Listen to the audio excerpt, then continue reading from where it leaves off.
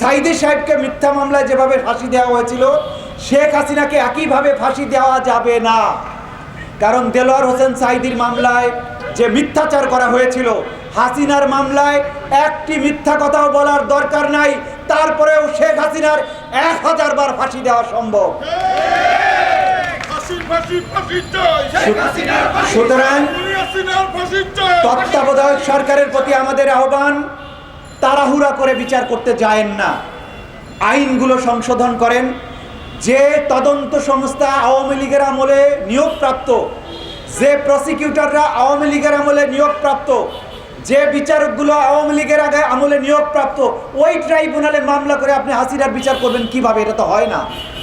সুতরাং আগে আইন সংশোধন করেন, বিচারক প্যানেল স্ট্যান্ডার্ড বিচারক প্যানেল হতে হবে।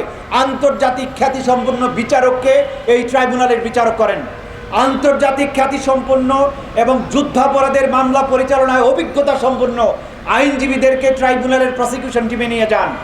তদন্ত সংস্থা জাতিসংঘ আমাদেরকে বলেছে তারা বাংলাদেশে গণহত্যার, শেখ হাসিনার বিরুদ্ধে মানবতা বিরোধী অপরাধের তদন্তে সাহায্য করতে চায়। তাদের টেকনিক্যাল সাপোর্ট নিয়ে একটা যোগ্যতর তদন্ত টিমের মাধ্যমে শেখ হাসিনার সকল অপরাধের তদন্ত করতে হবে, তারপরে সেইখানে বিচারটা হতে হবে। এর সাথে অতিরিক্ত যুক্ত হয়েছে brigadier Azmi, barrister Arman, colonel Hasin সহ অসংখ্য মানুষ, যারা বিগত 8-10 বছর ধরে শেখ হাসিনার তৈরি আয়না ঘরে তাদেরকে গুম করে রাখা হয়েছিল। খাবারের সাথে বিষ মেশানো হতো। 8 বছর কিভাবে গিয়েছে, দিন না রাত্রি তারা বুঝতে পারে নাই। আমি গতকালকেও তাদের সাথে কথা বলেছি।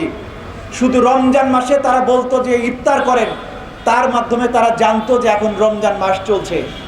8টি রমজান মাস তার জীবনে পেয়েছিল, সেই কারণে তারা বুঝতে পেরেছেন যে 8 বছর ধরে আমরা বন্দী আছি। দিন না রাত তারা বুঝতে পারতেন না। তারপরে একজন মানুষের যতটুকু খাবার দরকার তার 4 ভাগের 1 ভাগ খাবার তাদের দেওয়া হতো। খাবারের মধ্যে স্বল্প মাত্রার বিষ প্রয়োগ করা হতো। খাবার খাওয়ার পরে তাদের শরীরে জ্বলুনি হতো। এখন তাদের চিকিৎসা চলছে। এই যে গুম, abduction as crimes against humanity, এইটার মতো অপরাধ যে সরকার করেছে, তার বিচার অবশ্যই আন্তর্জাতিক স্ট্যান্ডার্ডে হতে হবে। তা না হলে এই অপরাধ ক্রমান্বয়ে আবারও ভবিষ্যতে সংগঠিত হতে পারে। আজকে এবি পার্টির পক্ষ থেকে সরকারের প্রতি আমাদের সুস্পষ্ট এই দাবিগুলো জানিয়ে, যে আইনজীবীরা যুদ্ধাপরাধের মামলার বিচার করেছে, সম্পৃক্ত ছিল, তাদের মতামত এবং পরামর্শ নিয়ে তাড়াহুড়ো করে হাসিনার বিচার করে 10 বছর 15 বছর পরে তাকে ফেরত আসার কোনো রাস্তা বাংলাদেশের জনগণ আর রাখতে চায় না, এটা দেখতেও চায় না। আসুন এই বাংলাদেশকে আগামী 100 বছরের জন্য আমরা প্রস্তুত করতে চাই। আর কোনো স্বৈরশাসক, আর কোনো নিপীড়ক বাহিনী, র্যাব, পুলিশ যারা জনগণের বুকে গুলি চালায়, এইরকম কোনো বাহিনী বাংলাদেশে আর ফিরে আসুক আমরা এটা দেখতে চাই না। আমরা সেই পুলিশ বাহিনী চাই যাদেরকে জনগণ ফুল দিয়ে অভ্যর্থনা জানাবে, যারা জনগণের প্রত্যেকটা বিপদে এসে পাশে দাঁড়াবে।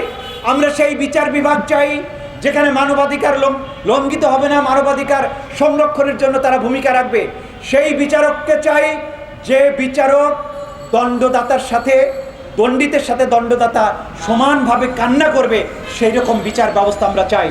তা না করে এক দল বাদ দিয়ে আরেক দলকে ক্ষমতায় আনার এই পালাবদলের রাজনীতি আমরা বাংলাদেশে দেখতে চাই না। তাই তত্ত্বাবধায়ক বা আজকের বিপ্লবী সরকারকে বলবো, এমনভাবে সংস্কারটা করুন যাতে 100 বছর বাংলাদেশ নিয়ে কোনো চক্রান্ত করার সাহস কেউ না পায়।